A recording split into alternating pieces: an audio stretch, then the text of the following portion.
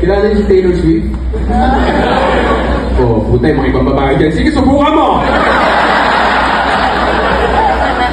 Sabi mo ng Catholic Church, huwag lang si Taylor. Pero diba, parang, kasi 90s kid ako, na-realize ko parang pareho sila ng songwriting style, si Taylor Swift, at saka si Andrew E.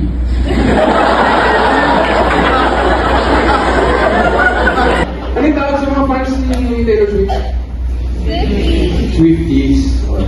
Ano yung tawag sa fans ni Andrew E? Maniacs.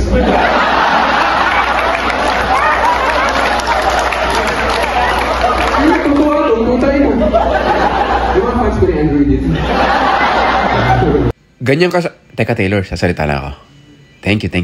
Ganyan kasaya live. Kita-kita tayo sa Alabang March 22. Narinig nyo naman yung tawanan. Excited na ako. Sana excited na rin kayo. Let's experience this super stand-up special.